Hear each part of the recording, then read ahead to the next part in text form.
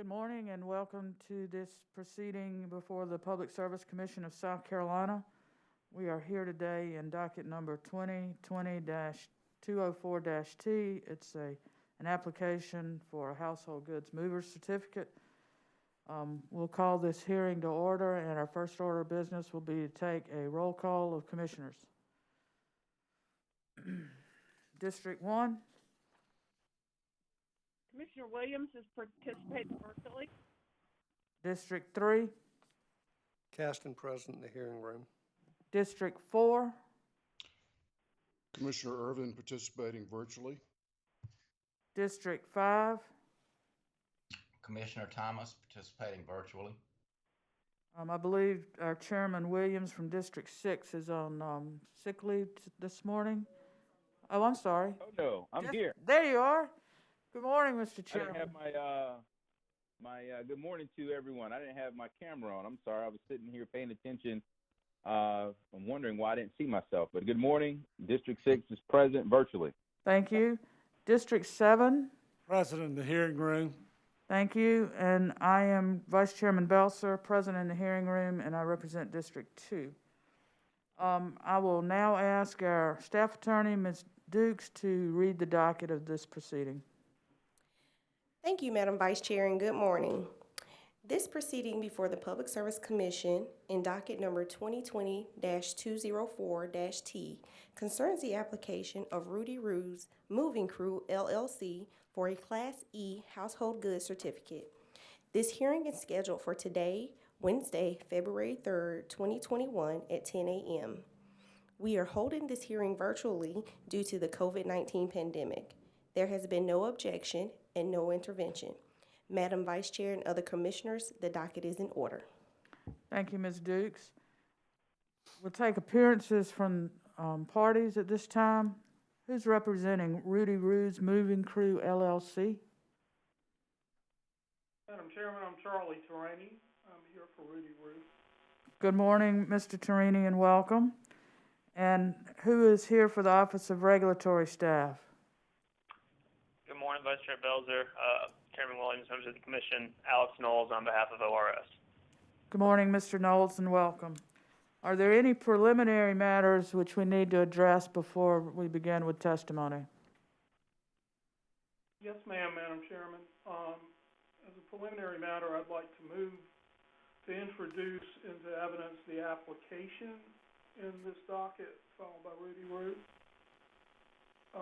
We also have a last-minute amendment to the application in the form of an insurance quote, which I have emailed Ms. Wheat this morning. It is a quote for $1 million in liability insurance with an aggregate of $2,025,000 in cargo insurance. And I'd ask the Commission's indulgence to amend the application to include this quote and introduce that into evidence at this time. Mr. Torini, what if we admit the application and then take the insurance quote as an exhibit, and we'll mark it as late filed? I know that you've emailed it, but we'll mark it as late filed since we don't all have copies of it right now. Will that be okay? That'd be fine, thank you. Okay.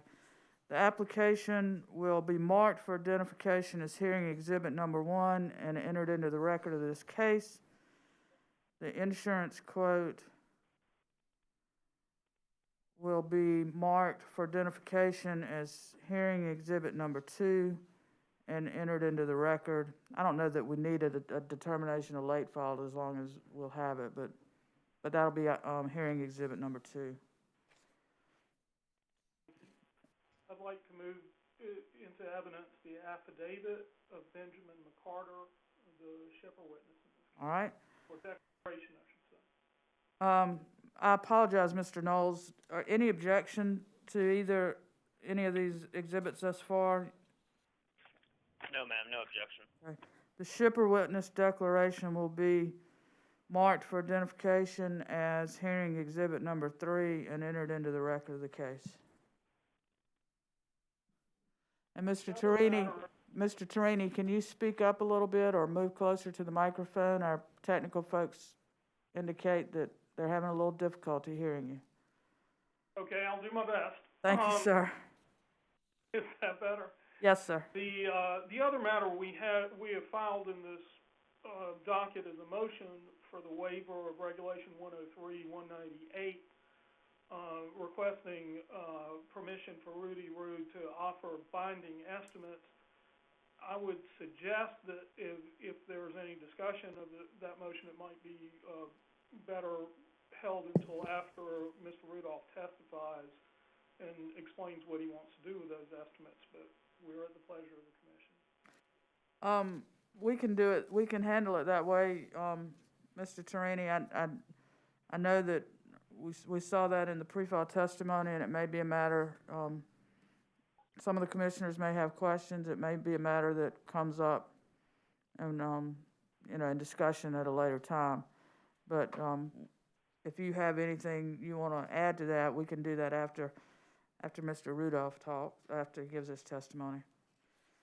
Okay, thank you. We're We're ready to, Mr. Knowles, anything preliminary from you? Thank you, Vice Chair Bells. Just one item. ORS yesterday filed its customary no objection letter, and we would ask that it be marked as an exhibit and entered into the record in this case. You want to do that at this time or after the applicant's case? Either way. We can hold it until after the applicant's case. Thank you. Let's do that, if you don't mind. Sounds good. All right, Mr. Torini, please proceed. thank you, ma'am. We would call Damari Rudolph to the stand. Good morning, Mr. Rudolph. Good morning, how you doing? Would you state your name for the record for me? My name is Damari Christopher Rudolph. All right, and if you will let the court reporter swear you in now, please. Mr. Rudolph, if you would raise your right hand, please. Do you solemnly affirm the testimony you're about to give will be the truth, the whole truth, and nothing but the truth? Yes, ma'am. Thank you. Mr. Torini? Mr. Rudolph, you can put your hand down. Thank you. Mr. Rudolph, you've stated your name for the record. What's your business address? 300 Kaufman Farm Lane, Lexington, South Carolina, 29072, apartment 111. Okay, thank you. And just to clarify, I asked you to take your mask off, but we have a screen in between us, so we're not trying to spread the virus. Mr. Rudolph, did you prepare or cause to be prepared 6 pages of pre-file testimony in this docket? Yes. Do you have any corrections or additions you wish to make to your testimony? No. You need to speak up a little. No. If I asked you the questions in your testimony today, would your answers be the same? Yes. Madam Chairman, I'd move to introduce the pre-file testimony of Damari Rudolph into evidence at this time. Mr. Rudolph's pre-file testimony will be entered into the record as if given orally from the stand. Mr. Rudolph, you had 2 exhibits to your testimony, a tariff in Exhibit A and a bill of lading is Exhibit B. Is that correct? Yes. And did you wish to make a couple of changes to your tariff? Yes. Okay. And those changes were in the rider, if I recall correctly, Yes. on which is found at page 10, and the change was in paragraph 2. Is that right? Yes. And that change, paragraph 2 reads, Rudy Rue will absorb the added cost if a move takes longer than anticipated, and Rudy Rue will benefit if it finishes sooner than expected.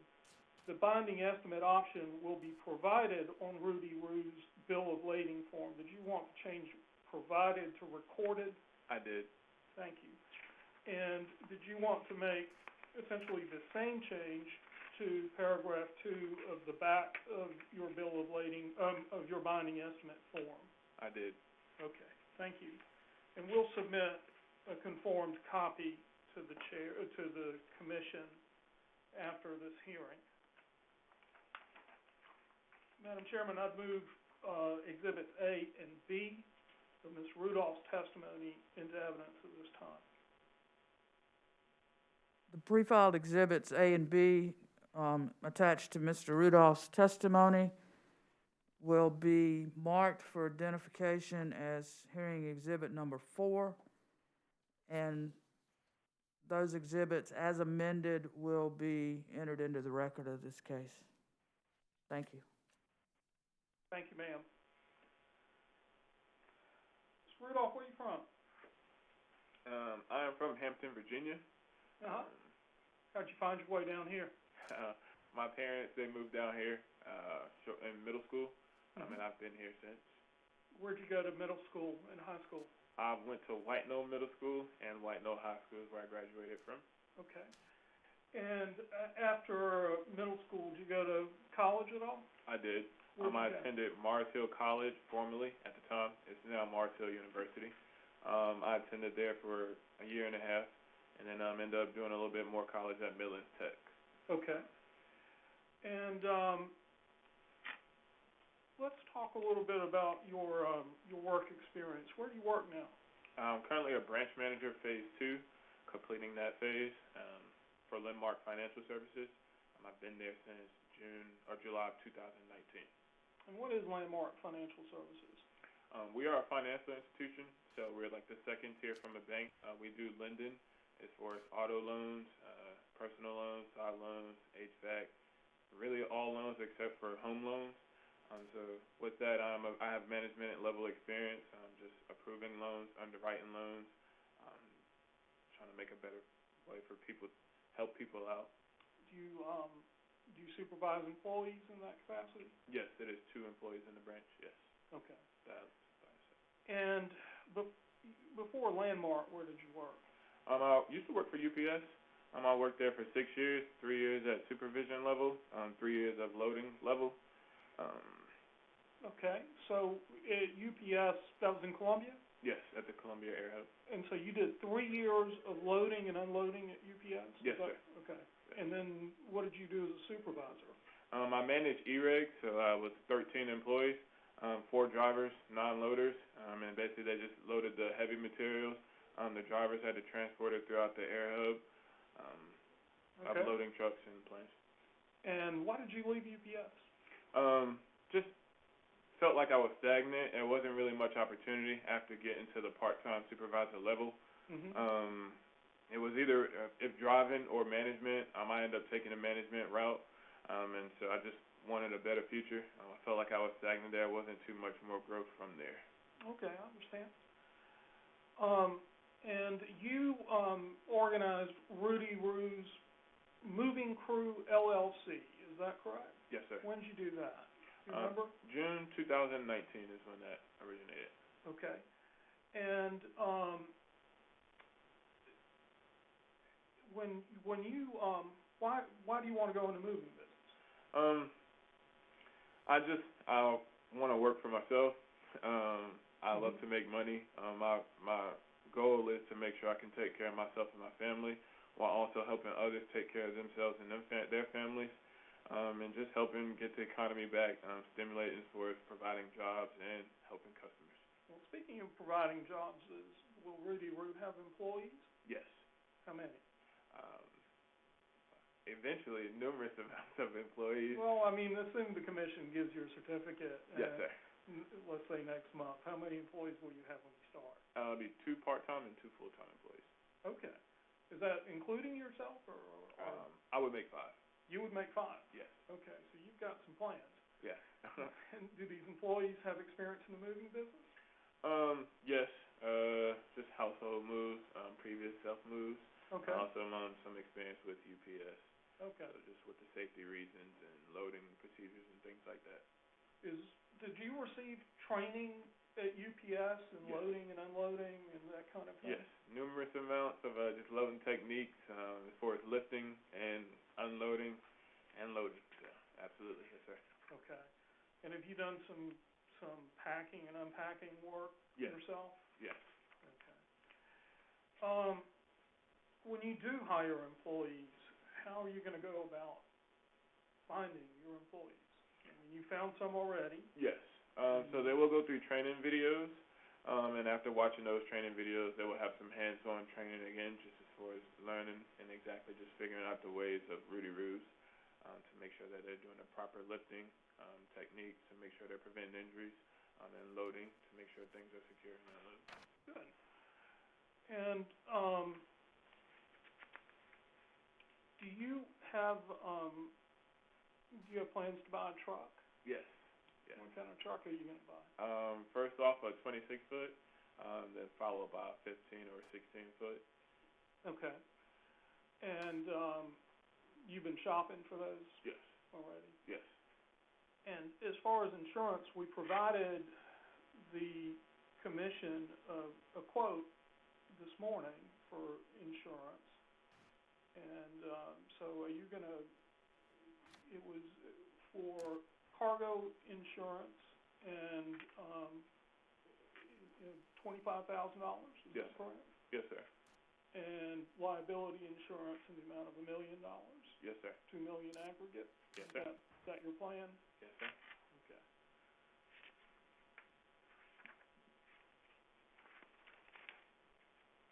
Have you, ever been convicted of a crime? No. Do you have any outstanding judgments against you? No. Any complaints been filed against you in the finance industry or with the Better Business Bureau? No, or sir. anything like that? None at all. No, sir. Mr. Torini, I need to ask you to speak up again, please. Oh, I'm sorry. I'm going to try to scoot this phone a little bit closer. I usually don't have a problem speaking up, but somehow the internet seems to dull me.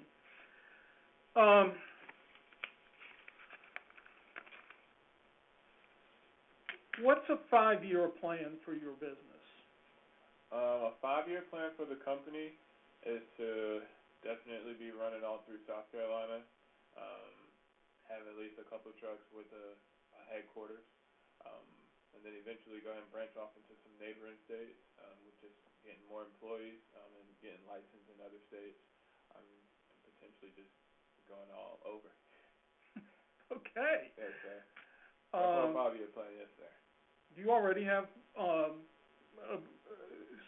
business relationship in North Carolina that you plan to initiate? Yes, sir. I do plan to, yes, sir. Okay. And can you tell the commission a little bit more about that? I just planned a college friend of mine, whom I've met, near and dear friend of mine. He grew up in the Charlotte region and graduated from high school in Charlotte. Met him at Martell.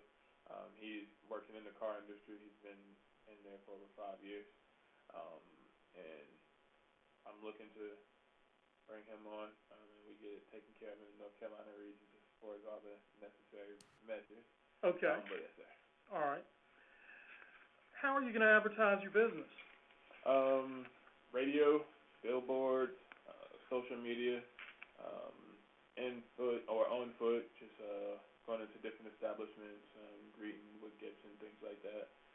All different ways. Okay. Yes, sir. You've already got a logo, right? Yes, sir. You had it on your mask, right? Yes, sir. Yes, sir. You want to show it to the commissioners? Sure. Pretty sharp. I think you've got it on your binding estimate, too. Yes, sir. Now, you submitted a tariff, and there's a rider on your tariff, but I want to talk about the tariff first, okay? Yes, sir. And then we'll talk about the binding estimates. But let's just talk about your rates and how you would do, let's call it a straight estimate. You know, not a binding estimate and not or not a move with a binding estimate. Let's call it a straight move, I should say. Okay. Let's assume that I have a house in Columbia and it's 2,000 square feet. And I call you up and I say, Rudy, I want to move to Mount Pleasant. What would we do next? What would the process be for quoting the move, for moving me, for collecting money? Just describe that to me, please. Well, to be honest, with the tariff way, it'll be a straight time. So whether it's 2 men in a truck, 3 men in a truck on an hourly rate with Okay. that. So when I ask you what it's gonna cost, how would you go about telling me that? Through the, we'll Well, I mean, your process. Are you gonna video my house? Are you gonna Yes, sir. walk through? So How are you gonna figure the out? on-site quote estimate will come. We'll record everything that needs to be moved with the video, with the customer letting us know everything that needs to be touched. We'll hold that video and we'll assess that video as to how many movers it'll take, how big of a truck, and how much labor, how much work is actually being used. Also, with the mileage of getting there, we'll calculate the mileage to know how long it'll take with the mileage and Okay. time. Yes, sir. And based on that, you would give me a quote. You tell me this is what I think it's gonna cost, right? Yes, sir. Okay. And then we get to Mount Pleasant. You're ready to unload the truck. How would you charge me at that point? We're not using the binding estimate. We're doing it by the hour and by the miles, right? Yes, sir. Okay. So you would add everything up? Yes, sir. The major items, bulky items, and yes, sir. That would all be into consideration Okay. as to how it'll come out, yes, sir. And you give me a bill of lading? Yes, sir. Right. And you understand you have to keep a bill of lading for every move you do, right? Yes, sir. Mr. Torini, sorry to Ma'am. interrupt. The court reporter's having some trouble hearing Mr. Rudolph. We need to ask Mr. Rudolph to speak a little louder. Sorry. Okay. We're both working on it, Madam Chairman. I'm sorry. Well, we want to So- hear what he has to say. Yes, ma'am. More important than what I've got to say. So, the bill of lading, you understand, you have to provide a bill of lading and They will everything. have it, and it will be signature, or they will have to sign, yes, sir. And they'll have to sign it. Yes, sir. Now, speak up for the court reporter here. We gotta get this right. Yes, sir. All right. Now, you proposed, turn to your rider number 1, and I'm going to share my screen with the commission so they can follow along if they'll indulge me for a minute.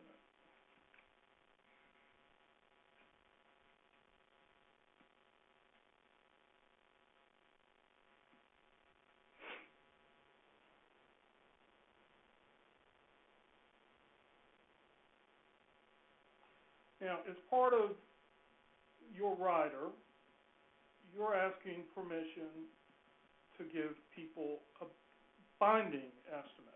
Yes, sir. Is that correct? Yes, sir.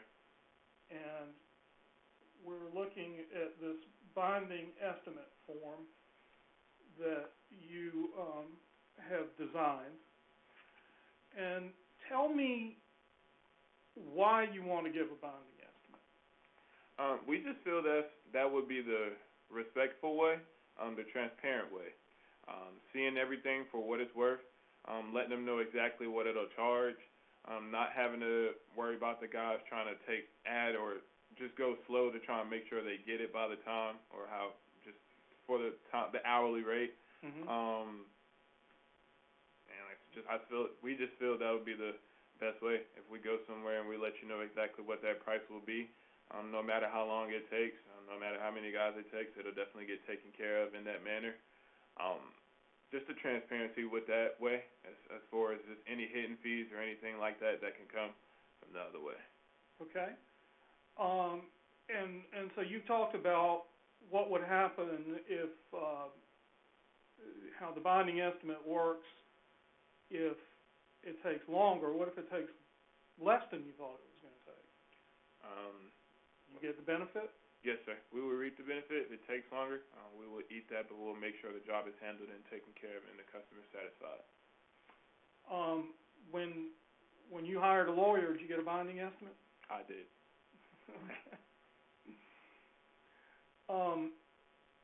When you calculate that binding estimate, are you going to use the tariff, or are you just going to make it up? Yes, so it'll be used in the video and with the tariff, just of the bulky items, and everything that's accounted for. It'll all be used with the mileage, and like I said, they'll also make sure they get that bill of lading, to which they'll sign, to make sure that they give the okay and the green light. Okay, now flip back to the terms and conditions of your estimate. If you can just keep turning through your testimony there. Okay. And we're gonna keep trying to speak up. I'm mindful of that. Okay. Now look at paragraph 4 for me. Okay. Do you see that? Yes. And paragraph 4 talks about a binding estimate being valid for 5 days. Yes. Okay. So why are you putting a 5-day limit on a binding estimate? Just in case things get changed, we're aware that customers could very well have something in the video in which they will want moved.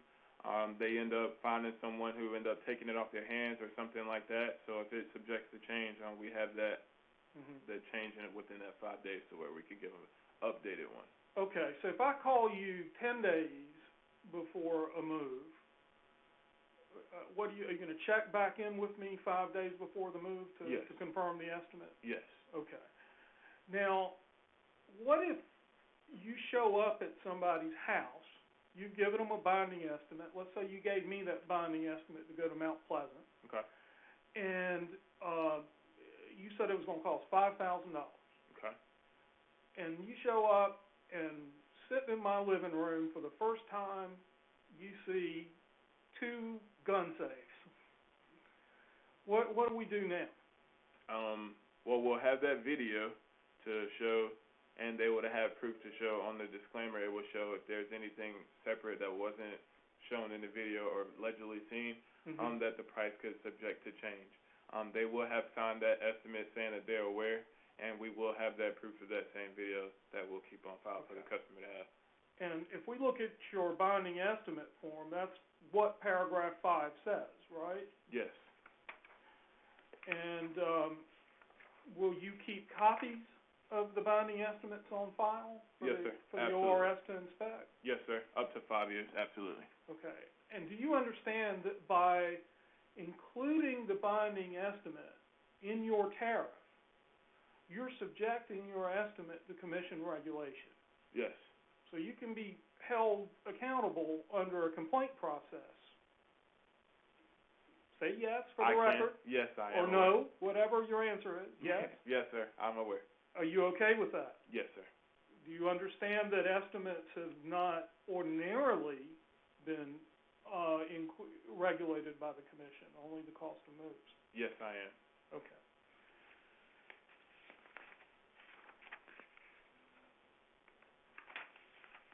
Why do you think South Carolina needs household movers? They need household movers simply just because things go on daily. There's always a need for movement. So you would love to go with a company who could be transparent with you, who will come and let you know exactly what it will be, and you get great service and not have to worry about any things to come up, any movers not showing up, having no contact, or anything like that. So there's a need for our services to help people. Good. And how, and if the commission approves your application, will you abide by the rules and regulations of the Public Service Commission? 100%. Yes, sir. Mr. Rudolph, thank you for your testimony. I'd like you to answer any questions the ORS may have for you, or Mr. Knowles, counsel, Mr. Knowles for the Office of Regulatory Staff, or the commissioners. Okay. Thank you, Mr. Torini. Mr. Knowles, any questions for this witness? Thank you. No questions from ORS. Thank you. Commissioners? Commissioner Powers? Madam Chair, thank you very much. Good morning, sir. As far as having employees, are you willing for part of your application and part of what we allow require you to obtain workers' compensation insurance to protect both you and these employees? Yes, sir. I have been in talks with Paychecks, and we're looking to do workers' comp and retirement insurance. Yes, sir. Okay, thank you very much. Commissioner Caston? Morning, Mr. Rudolph. Good morning. I saw in the application about a vehicle, I guess, to be determined. Has that been determined yet? We have a few. We're still searching, but we have a few that we're sold on. But that process is still underway. You're a very deliberate man, aren't you? Yes, sir. Just making sure I have all my ducks in a row, doing everything the right way. Good, thank you, sir. Thank you. Any other commissioners? Vice Chair Belzer, this is Commissioner Williams. Commissioner Williams, please go ahead. Thank you. Mr. Rudolph, it's good to meet you and hear about your plans.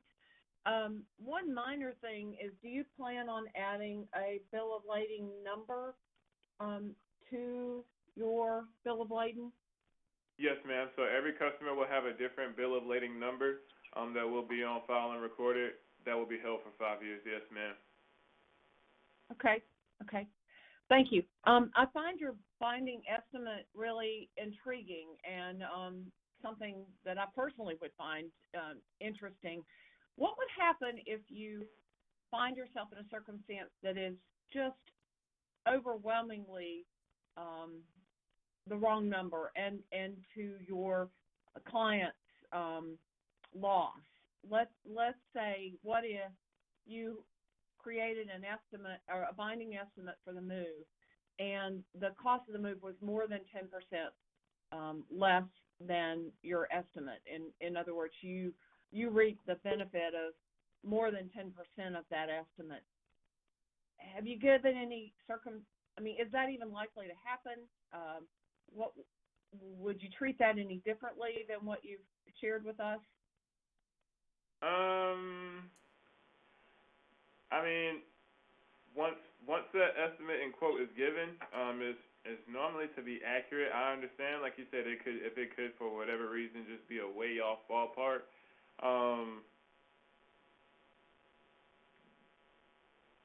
It depends. Like if there's certain things that was on there that's not there anymore, yes, ma'am. Of course, that will come off.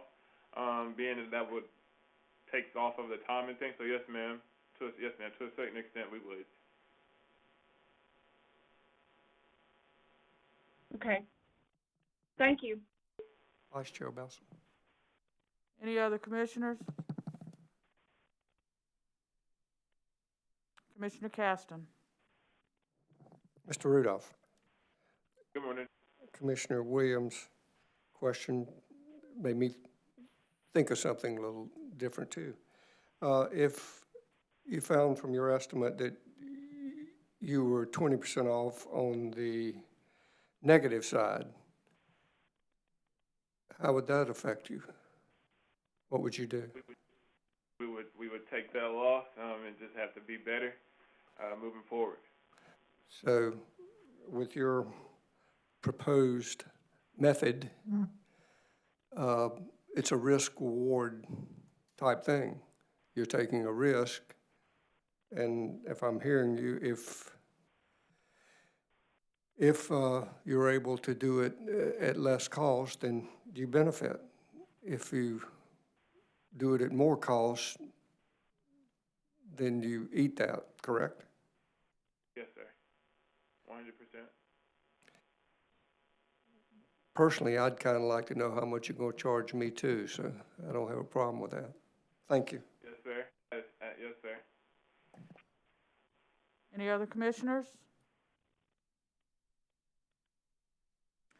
Mr. Rudolph, I have a couple of questions. You've mentioned a few times videotaping the contents of the home to help you derive your estimate, as well as have proof should things change between the time of the estimate and the time of the move. How are those videos going to be? You're going to have to get the customer's permission, and then what's going to happen to those videos? I don't know that I'd feel too comfortable with somebody coming in and videotaping the contents of my home. Yes, ma'am. So when we get in, we greet the customer respectfully, and we just let them know that we do video recordings or we take pictures. Of course, we don't get pictures or videos of anyone that's living in the home, or if they feel uncomfortable with certain things, we don't get it, or we give them the option to send us that video or picture later. We do give that option as well if they don't feel comfortable. Okay. And with regard to your rider that has the binding estimate, would the binding estimate, would that be the only, would a customer have the option of going with the binding estimate or going on the per hour, Yes, ma'am. charges? I have the option. Okay. I appreciate your presentation this morning. Thank you very much. That's all I have. Mr. Torini, do you have any redirect? Just one question. Mr. Rudolph, if a customer just didn't feel comfortable with pictures and video, would you be willing to do a written inventory? Yes, sir. Okay. That's all I have, Madam Chair. Thank you. Any redirect, Mr. Knowles? Excuse me, recross? No, ma'am, thank you. Commissioners, anything else? Mr. Rudolph, thank you for your testimony. You may stand down. Thank you. Mr. Torini, anything else at this time? Madam Chairman, I've filed this motion. I think it's self-explanatory, and I think Mr. Rudolph has covered how the binding estimate process would work. I believe the commission has the authority to grant Mr. Rudolph the authority to do that through either a waiver of the regulation or an interpretation of the regulation that says if the binding estimate is part of the tariff, then it's an approved rate. Either way is fine with us. I would point out this is a common practice in both North Carolina and Georgia. So our neighboring states are doing this, and so it wouldn't be anything, beyond the pale for the commission to do this. It actually might bring us into the mainstream. Although Mr. Rudolph's binding estimate proposal is a little more tightly regimented than you would have in Georgia or North Carolina, because those are both maximum rate states that basically allow movers to bargain for whatever they want to bargain as long as they don't exceed a maximum rate tariff. We're not proposing a maximum rate tariff here. So that's what I would have to say in support of our motion. Thank you, Mr. Torini. Mr. Knowles, do you have any comments on the motion? Vice Chair Belzer, I would just say that if the commission determines that a waiver is necessary a waiver of regulation 103-198 is needed to effectuate the rider, that ORS would not object to the waiver of that regulation for purposes of effectuating the rider. Thank you. Mr. Torini, the commission will take your motion under advisement and rule on it in the final order. Thank you. Mr. Knowles, excuse me, Mr. Torini, is that all? Yes, ma'am. That concludes our case. Thank you. Mr. Knowles. Thank you. Mr. Thomas McGill with ORS's Transportation Department, who conducted ORS's investigation of Mr. Rudolph's application, is here and available for commissioner questions if there are any. And Mr. Knowles, I think I asked that you wait and put your letter in now versus earlier, so you move that again? Yes, ma'am. Thank you. We would ask that ORS's no objection letter be entered into the record as the next hearing exhibit. That letter will be marked for identification as hearing exhibit number 5 and entered into the record of this case. Thank you. Mr. McGill, would you please take the stand and be sworn?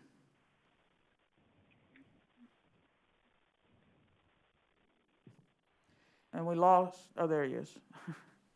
Mr. McGill, could you state your full name for the record, please? Thomas McGill. Thank you. Do you solemnly affirm the testimony you're about to give will be the truth, the whole truth, and nothing but the truth? I do. Thank you very much. Good morning, Mr. McGill. I'm going to start, if you don't mind. Did you conduct an inspection of Rudy Roo's moving crew? Yes, ma'am. I met with Mr. Rudolph on October the 15th at his place of business, and it was there that we discussed the application as well as the tariff and the bill of lading. As he's mentioned already, I was unable to see a truck as he hasn't purchased one yet, but he has shown us a list of the vehicles that are currently available that he's been looking at, But I was able to see the moving equipment that he had at his place of business. And so we talked about certain changes that might need to be made. And then since the site visit, we have also had discussions regarding the rider and the binding estimates that he's proposing. Okay. And ORS has reviewed the tariff language and the rider language and has no amendments, comments, or objections to that? We have had extensive conversations with the applicant and Mr. Torini, and through our conversations, that's where the binding estimate paperwork was formatted and submitted to the commission. And there was also some changes that were made to the rider itself, and the applicant has made those changes that we suggested, and therefore ORS feels comfortable with the rider as presented. And based on your inspection, your conversations, your site visit, is it your opinion that this applicant is fit, willing, and able to provide the services which he is seeking authority to provide? Once he purchases the truck, yes, ma'am, ORS does find that, and we'd have no reason to believe that will not happen. And also, as has been previously mentioned in other dockets, that the certificate would not be issued until we have the proper insurance paperwork that proves the purchase of that truck as well. Okay. But yes, we do find the applicant fit, willing, and able. Thank you, Mr. McGill. That's all the questions I have. Any other commissioners have questions for Mr. McGill? Mr. Torini, any cross-examination? No, ma'am. Mr. McGill, thank you for your testimony this morning. You may stand down. Thank you. Mr. Torini, is there anything else to bring before the commission this morning on this case? No, ma'am. Thank you. Okay. Mr. Rudolph, thank you for your testimony. Mr. Torini and Mr. Knowles and Mr. McGill, thank you all for your participation. The commission will close this hearing. The commission will take this matter under advisement and rule on it in a future business agenda session. Thank you all and have a good day. This hearing is closed.